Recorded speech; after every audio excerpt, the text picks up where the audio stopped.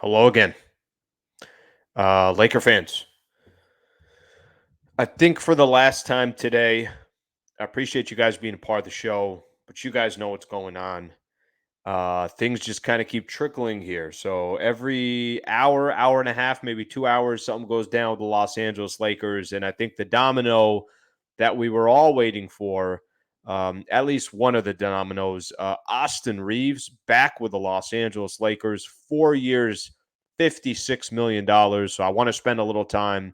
Really, I'm going to spend this entire episode talking about it. I didn't go live this time for a couple of reasons. Number one, I figure that you guys are probably sick of me to go live for the third time within a span of about 3, 4 hours.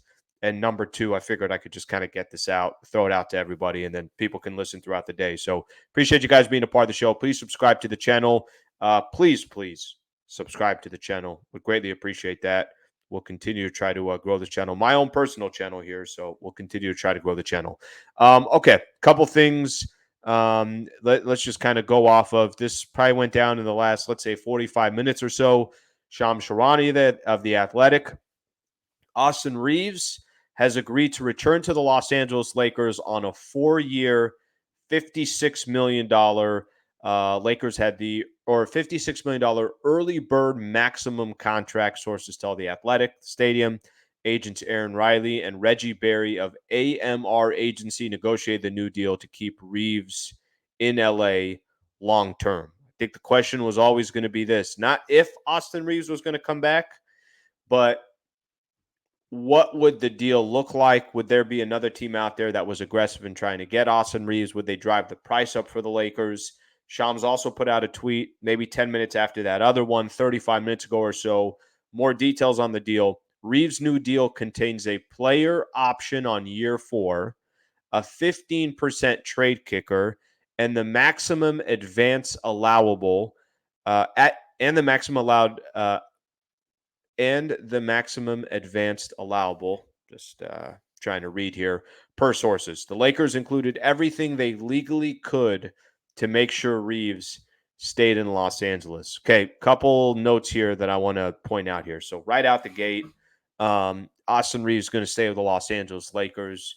I talked a little bit about this where the mistake that the Lakers made on Alex Caruso, I really didn't believe the Lakers were going to make the same mistake. And things have changed for the Lakers. I think, what they were able to do so far, since they got rid of Russell Westbrook, it's been more about building a team. And yes, LeBron James and Anthony Davis are going to get paid a boatload. I get that. But the rest of the contracts for the Lakers, all of them seem like they're good contracts. The one actually that I would probably question the most is Ruiz, the 3 years, $51 million. He now has to live up to those expectations. He's going to have much different expectations than he's ever had. But that's the one where you could look at and say, okay, I hope Rui lives up to those expectations. Austin Reaves at 4 years, $56 million doesn't seem crazy at all. It really doesn't. It seems like it's for the numbers that we were talking about over the last week or so, where, hey, he can easily make 4 years, 80 million. Hey, he can easily get to that 20 million to $25 million range. And it's all going to just kind of depend on if another team wants to go out there and offer him a crazy amount of money. I think the way that works, I think, more than anything else, the Lakers were very public about you can offer whatever you want. We're going to match that offer. So whether you want to offer him 15 a year, 18 a year, 20 a year, 25 a year, it doesn't matter. We're going to match that offer. Maybe that discouraged teams out there, but I'm actually surprised nobody else came in and said, all right, well, go ahead and do it. We don't care. We have the cap space. The world's not going to end if we have to waste a couple of days. If we get Austin Reaves and we got him at $90 million, then we're going to do it. Maybe you guys are bluffing. Maybe you're not. I don't think the Lakers were bluffing in any of this situation. But clearly, the Lakers' priority was making sure Austin Reaves is a Los Angeles Laker, and Austin Reaves is a Los Angeles Laker. Not at 70 million, not at 80 million, not at 90 million, not at 100 million. He's a Laker at $56 million. Dave McMenamin followed up with a tweet here. I'm going to go through one of his articles too in here in just a second as well. But Austin Reaves' new deal will start at 12.4 million next season with the Lakers and include an 8% raise each season, netting out to 56 million over 4 years, sources told ESPN. So that kind of gives you a little bit of an idea there of what the contract looks like, gives you an idea of the terms for the Lakers.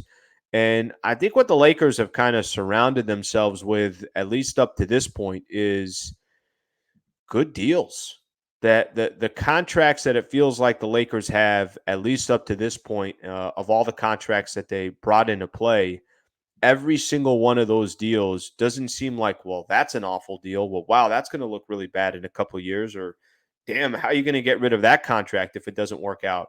I think all of them have they're players at the right age where there's some promise, and they're the Rui deal is 3 years. The D'Angelo deal is only 2 years. The Reaves deal, who I think has the most promise or as much upside as any of these players, Rui's got a ton of upside as well.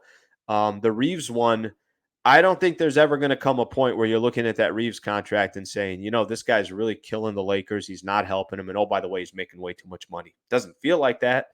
That could have maybe that could have happened if you're making 100 million. Maybe if D'Angelo Russell signed a $115 million deal for 4 additional years, we'd be having that conversation. But that has not been the deal so far with the Lakers. Okay, let me walk through because I do want to walk through the actual. I mentioned the story here. Um, so this is where the Lakers are. So Austin Reaves agrees to a 4-year extension. Again, this is Dave McMenamin. Um, this is kind of interesting to point out here. In his second year in the league, that Austin Reaves was flirting with a 50, 40, 90 as far as his averages go. In the regular season, 13 points, 3 rebounds, and 3 assists. Where Austin Reaves really, it's the stretch that he had leading up to the playoffs and the playoffs. So look at these stats just to kind of keep in mind here in the final 11 regular season games. And remember, this is the Lakers doing everything they can to just be a part of the playing tournament or maybe even avoid the playing tournament. This is Reaves' averages almost 20 points a game and 6 assists a game. He shot 58% from the field. And he points out here that the Lakers went 9-2 and ended up the number 7 seed in the Western Conference.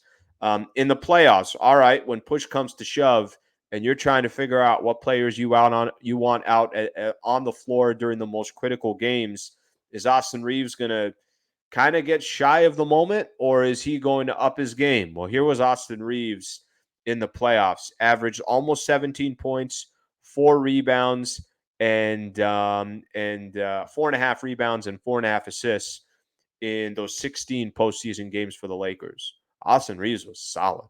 Those are great, great numbers. And we're not talking about you had to go through the Memphis Grizzlies, the Golden State Warriors, and the Denver Nuggets. Austin Reaves was in each one of those games to start, and he was also in each one of those games to close. I'm pretty sure. Maybe I'm off on one of those, but I'm pretty sure he was in all those games to close. That's a ton of value. That obviously shows just how important Austin Reaves was, and it wasn't just a hey, put him in, let's see what happens. It was, no, he's got to be in the game. Sometimes you're going to even run the offense through Austin Reaves. 17 points, 4.5 rebounds, 4.5 assists. That's a fantastic player in the playoffs. That's an important third best player on this Lakers roster, and he delivered for the Lakers, and now he's getting a contract because of it. We all know his story, undrafted, originally signed by the Lakers, two-way deal, and here he is making it happen. This was a good quote. Again, Dave McMenamin does such a great job with all the articles that he does, kind of comes back the history of it. In the exit interviews, this is what Rob Pelinka said. I would say this resoundingly clear. Our intentions are to keep our core of young guys together. Well, now you go look at what the Los Angeles Lakers did. If the 3 main players of your young core was Austin Reaves, Rui Hachimura, and D'Angelo Russell. You kept all 3 players, and the Lakers, especially here, kind of looking at where they are contract-wise, age-wise, and everything else. They surrounded LeBron James and Anthony Davis with some younger players. They surrounded LeBron James and Anthony Davis with players that I'm sure everybody feels, at least from this perspective, there is definitely that feel with these players, that there will be some continuity, that there will be a lot of these guys will get an opportunity to grow as far as the chemistry goes. So the deals for the Lakers, just a quick little recap. D'Angelo got 2 years, 37. Rui got 3 years, $51 million, and Austin Reaves gets 4 years, $56 million. Of course, they signed Gabe Vincent, Torian Prince, Cam Reddish, Jackson Hayes. So there's some other players that the Lakers brought in, but the three that you were kind of wondering, all right, what's going to happen here? And I'm going to say this: it's not about just bringing guys back. Are you bringing them back at the right value? Are there players that you feel like, when you look at their contract, that, hey, these are good contracts in the league? I feel good about those three contracts. It's not to say that those players don't have to deliver. D'Lo's got to be a lot better in big games and also has to be more consistent. Rui Hachimura now has money that's attached to him where people are going to expect him to deliver on a night in, night out basis. And Austin Reaves, probably the player that I'm least worried about. I think he's going to continue to develop and only get better as he goes. I'm going to read off one more tweet here from Dave McMenamin. Austin Reaves gives the Lakers 13 players under contract for next season. The Lakers are still in the market for another big man and will likely carry 14 players into the season, leaving a roster spot open to facilitate a deal or pick up down the line, sources told ESPN. So I think as of right now, Laker fans, what the Lakers got, this is probably what you can expect moving forward. I think it's been a really, really good offseason so far. I'm not saying that just to say it. I just think that the Lakers were able to get the guys that they feel like would be most impactful, continue to grow continuity with the roster. And on top of that, I think the dollars and the years that they signed these players for seem like good contracts, and all, if you need to make some changes, movable. So there's nothing there that you feel like players or teams are going to look at and say, gosh, what the hell are the Lakers doing? Bobby Marks, actually, who's a front office insider for ESPN, I just watched the video with him, and he said that he's given the Lakers, at least this far into free agency, he said A plus. He just basically said that he really likes the deals. He likes the players that they're bringing back. He likes the additions that they added on the team, and he likes that the contracts are all within reason. So, Laker fans, I think you got exactly what you were looking for. I know not big splashes, but that's okay. You're trying to build a team. And I think for the Lakers right now, that's exactly what they're doing. They're building a team. So I'm going to throw out a couple questions to Laker fans. You can feel free to respond on the comments here on YouTube. Your thoughts on what the Lakers have done so far in the offseason. Are of any of the deals, is there something you don't like? Did you wish that they went after some different players, or did you prefer if D'Angelo Russell didn't come back, or they did a sign and trade, or whatever the case is? You can feel free to have the comments there. And then also the Rob Pelinka piece of this. What do you think? Is your tune changing on Rob Pelinka? Has it been changing since the trade deadline where he made the moves that he did? Feel free to put the comments there as well. All right, Lake fans, I think I'm done for today. I appreciate everything. Thank you for being a part of the show. Please subscribe to the channel. Thank you very much. Hope you guys have a good rest of your Saturday, and we'll get with you guys soon. Thanks, Laker fans.